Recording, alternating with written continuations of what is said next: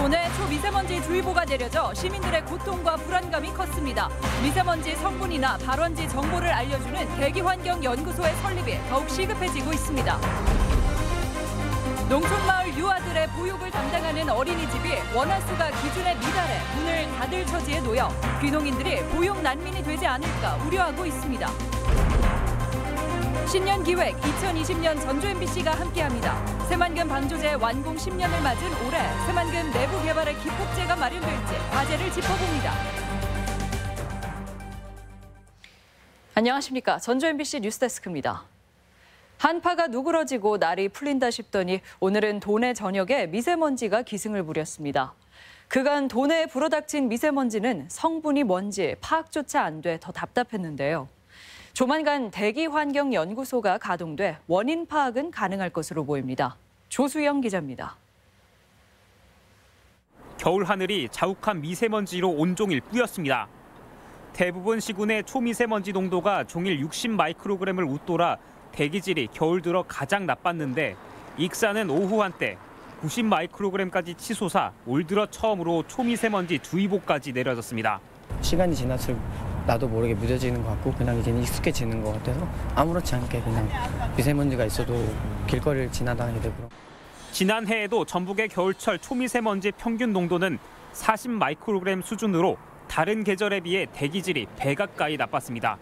바람 방향에 따라 중국의 난방용 석탄재가 주범으로 꼽히지만 측정소가 없어 그간 오염원 특정조차 어려웠습니다. 일단 측정하는 항목으로는 PM10이랑 PM2.5가 있고 외에 4가지 정도가 더 있는데 그 외에 이제 성분 분석까지는 이제 어렵다 보니까. 오는 6월 익산에 들어설 전북권 대기환경연구소가 그간의 고민을 덜어줄 예정인데 도내 초미세먼지를 나노그램 단위로 잘게 쪼개는 게 가능해 오염원 파악이 용이해질 전망입니다.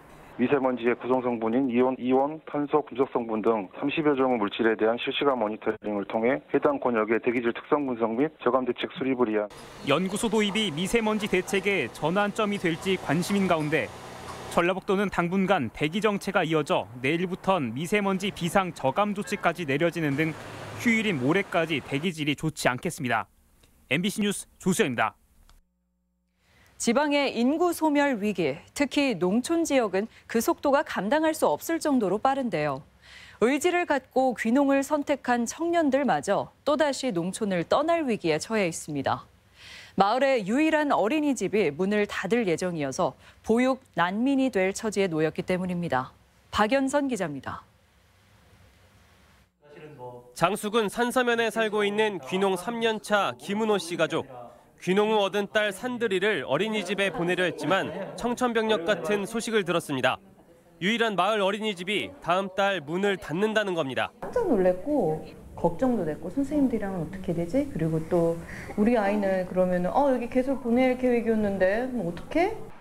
폐원 이유는 정원 미달. 원화수가 모자라 교사의 임금 보조가 끊기게 돼 운영이 불가능하다는 것입니다.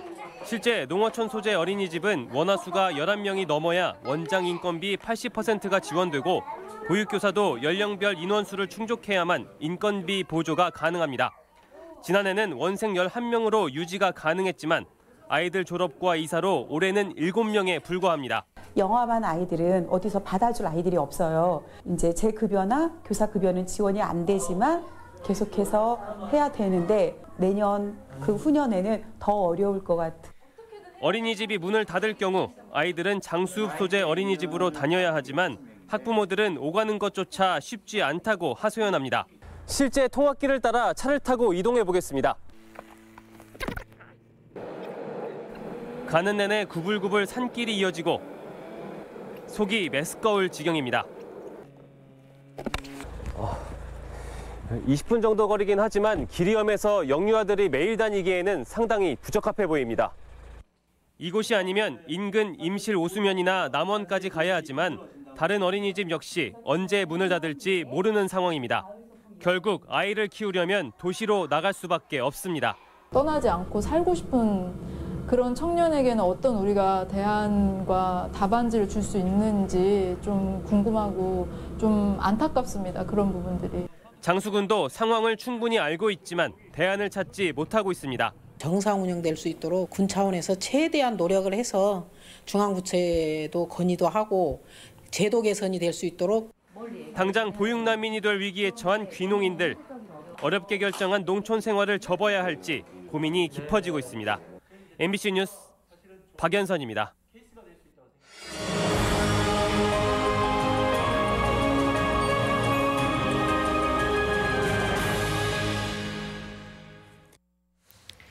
올해는 새만금 방조제가 완공된 지 10년이 되는 해입니다.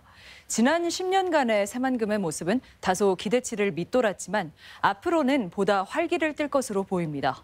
강동엽 기자입니다. 10년 전인 지난 2010년 완공된 새만금 방조제. 당시 방조제 개통은 본격적인 내부 개발의 신호탄으로 주목을 받았습니다. 하지만 1단계 사업 마무리 시점이지만 매립이 되거나 진행 중인 땅은 전체 면적의 38%에 불과합니다. 당장 수면으로 드러난 땅이 적다 보니 민간 투자는 10년 동안 7천여억 원 수준에 그쳤습니다. 인프라 구축이 이제 당초 계획보다 좀 늦어지고 또 민간 투자는 많은 투자 비용 대비 회수하는 데 또 시간이 걸리기 때문에.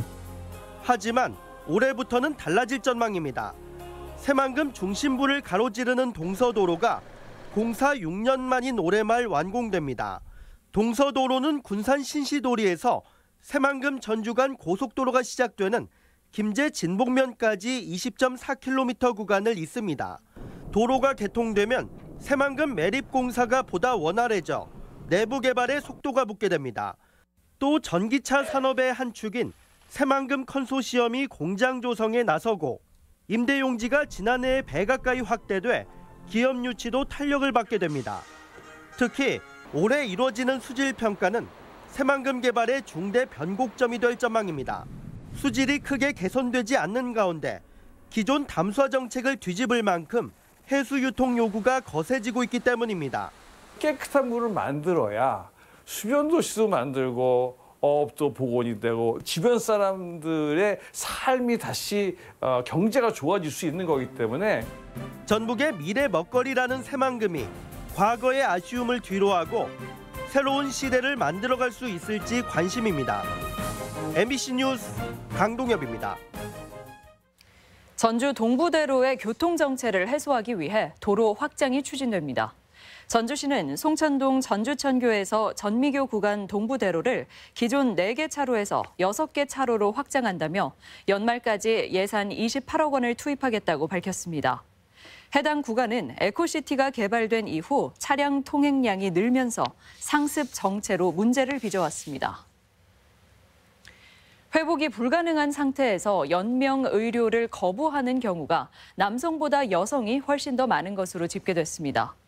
익산시 보건소에 따르면 지난해 사전 연명 치료 거부 의향서를 작성한 2,300여 명을 분석한 결과 여성이 71%, 남성이 29%로 여성이 남성보다 2배 이상 높았습니다. 나이별로는 70대가 45%로 절반 정도를 차지했고 80대 22%, 60대 21% 순으로 나타났습니다. 경자년 새해를 맞아 도내 각계가 새로운 출발을 다짐하며 신년 인사회와 시무식을 개최했습니다. 모두 올해가 중요한 시기라고 입을 모았는데 현실 인식은 조금씩 달랐습니다. 김하연 기자입니다. 한자리에 모인 시민사회 인사들은 지난 한 해에 대해 냉정한 평가를 내렸습니다. 전북 정치가 새만금 개발이라는 신기루만 좇는 사이 경제는 곤두박질 쳤고 익산 장전마을 사태 등에서 행정의 무책임이 드러났다고 비판했습니다. 올해는 총선이 치러지는 만큼 지역 정치의 중요한 전환점이 되어야 한다고 입을 모았습니다. 지역 정치권의 무기력과 나태를 타파하기 위해서 총선에 적극적으로 대응할 거고요. 그것을 위해서 시민과 함께 굳건한 연대로 그 동력을 만들어낼. 전라북도는 시무식을 열고 공식 업무에 들어갔습니다. 송하진 도지사는 전북이 자존의 시대를 넘어 대도약의 시대로 들어섰다고 자부한다며 정책 효과를 도민이 체감할 수 있도록 하자고 말했습니다. 그동안 일궈놓은 성과들이 어떤 시련, 어떤 위기에도 흔들리지 않는 커다란 나무로 단단히 뿌리내리도록 자강불식의 자세로. 총선의 해를 맞아 열린 더불어민주당 도당의 신년 인사회는 현직 의원들을 비롯해 예비 후보들이 참석한 가운데 치러졌습니다. 2020년은 문재인 정부 성공과 전북의 미래가 결정되는 해라며 4년 전 참패를 극복하고 총선에서 압승을 거두자고 결의했습니다. 우리 국민들의 눈높이에 맞는 경쟁력 있는 좋은 후보를 내세워서 이번 총선에서 반드시 승리하는 것이라고. 경제계도 신년 인사회를 열고 4차 산업혁명 시대 전북의 도약을 다짐했으며 지역 경제에 기여한 업체와 경영인에 대한 시상도 진행됐습니다. MBC 뉴스 김아연입니다. 오늘 오전 8시 반쯤 무주 설천면의 한 문화체험시설에서 불이 나 소방차 10대와 산림청 헬기가 진화에 나서 4시간 만에 꺼졌습니다. 내부 관계자들이 빠르게 대피해 인명피해는 없었고 불씨도 야산으로 크게 번지지 않은 가운데 소방당국은 잔불 처리와 함께 화재 원인을 조사하고 있습니다. 정읍 출신인 김현미 국토교통부 장관이 총선 불출마를 공식화했습니다. 김 장관은 오늘 국회 민주당 당대표 회의실에서 문재인 정부의 성공을 위해서 함께 가는 것이 정치인으로서 중요한 할 일이라며 총선 불출마를 선언했습니다. 또 고창 출신인 진영 행정안전부 장관도 이해찬 대표를 통해 불출마 의사를 밝혔습니다. 정운천 바른미래당 의원이 탈당을 선언했습니다. 정 의원은 새로운 보수당을 준비 중인 유승민 의원 등 당내 의원 7명과 함께 국회 정론관에서 탈당을 선언했습니다. 하지만 정 의원은 보수당 합류에는 말을 아끼고 있어 향후 행보에 관심이 모아지고 있습니다. 21대 국회의원 선거와 함께 치러지는 보궐선거 예비후보 등록 첫날 전주시 마 선거구에 평화당 최영병 예비후보, 군산시 바 선거구에 민주당 나종대, 한종현 후보가 등록했습니다. 역시 4월 15일에 진행되는 진안군수 재선거 예비후보 등록은 선거기간 개시 60일 전인 2월 2일부터 시작합니다. 희망 2020 나눔 캠페인 성금을 전주 MBC에 주신 분들 소개해드립니다. 전라북도청 송하진 지사와 임직원들이 526만 9,486원 보내주셨습니다.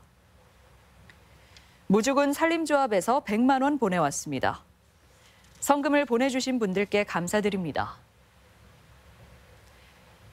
겨울방학을 맞아 초중고 학생을 대상으로 한 불법 학습 캠프 운영에 대한 직중 단속이 실시됩니다.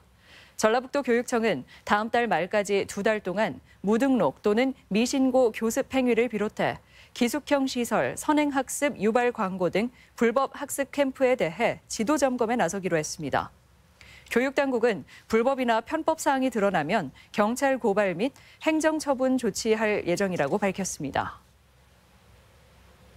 익산경찰서는 어제 새벽 익산의 한 교회와 원불교 교당 등에서 830만 원 상당의 헌금을 훔친 혐의로 53살 A씨를 붙잡아 구속영장을 신청했습니다. A씨는 지난달에도 출소 사흘 만에 수원, 전주 등지에서 보안이 허술한 종교시설을 노려 돈을 훔친 혐의를 받고 있습니다. 전북대학교가 중고교 학생들에게 양질의 진로체험 기회를 제공하는 교육기부 진로체험기관으로 선정됐습니다. 교육부의 이번 선정 발표로 전북대는 앞으로 3년간 입학사정관들이 고교를 직접 찾아 진학상담을 벌이는 등 전문적이고 다양한 방법으로 진로체험 활동을 제공할 수 있게 됐습니다.